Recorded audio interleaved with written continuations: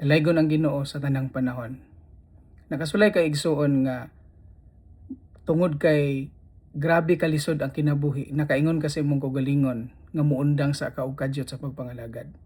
Gikapoy na ka, gilaay na ka, daghan kay mga tawo nga pamati nimo mga kaigsuonan wala makasabot nimo. Og nakaingon ka sa imong kaugalingon, siguro mo distansya sa ako og mo palayo sa ako sa Ginoo. Nakasabot ra siguro si Lord sa akong sitwasyon. Kay lisod jud kayo ang ako ang kinabuhi karon.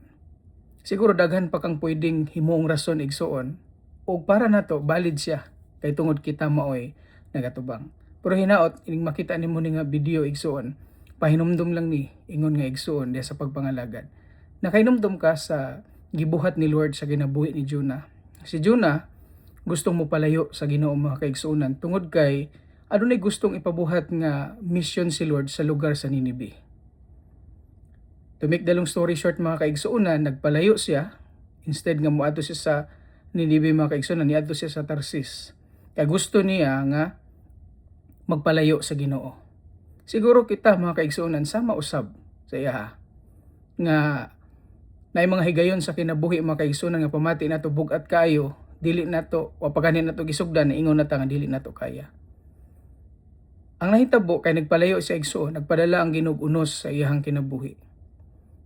Ang sa dihang gisusi mga kaigsuonan kung kinsa hinungdan sa maong panghitabo, to make the long story short, si Jonah maoy na tumong mga kaigsuonan ug siya mismo pud nag-ingon nga usa ko ka Hebreo, isugo ako pagpaadto ngadto sa Ninibe ug niya ako karon. Ingon ang mga tawo nga unsa may buhaton namo nimo, itambog ako ngadto sa dagat. Sa dihang gitambog siya ngadto sa dagat mga kaigsuonan, nibanos ang kalinaw og wala siya gikaon, gitulon siya sa isda mga kaigsuonan og gihatod siya sa lugar sa Ninibe. Daghan kay mga tawo nga dili motuan ni kay usa daw ka kining fiction lang istorya mga kaigsuonan kay tungod basta dili man ka mutuo, daghan kay kang pwedeng himong rason. Pero alang ka nato nga nagatuo nga ang Ginoo mga kaigsuonan aduna gyoy nindot nga plano sa atong kinabuhi. Bisan pag unsaon nato og palayo nga dunay plano si Lord,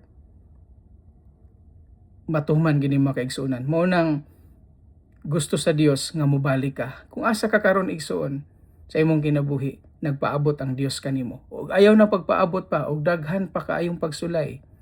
Umabot sa imong kinabuhi bago nato nimo ma-realize nga palangga ka sa Ginoo. God allows difficult situation to get our attention. Gusto ni Lord igsuon nga ato siyang hinumduman o kinahanglan natong i-acknowledge siya sa tanan natong pagabuhaton aron ang giya atong maangkon ug maabot nato ang destinasyon nga gusto ni Lord nga para kanato mga kaigsuonan.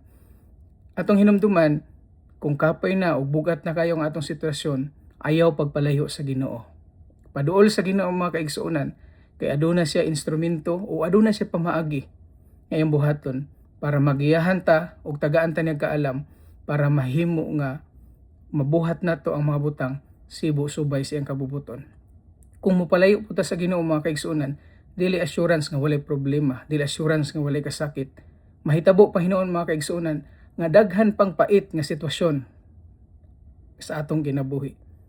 Hinaot nakapahinumdum kanimo igsoon ang mubong panahon sa atong paghinasigay. Kanunay natong hinumduman ang kasiguraduhan na lamang sa Ginoo. God bless igsoon.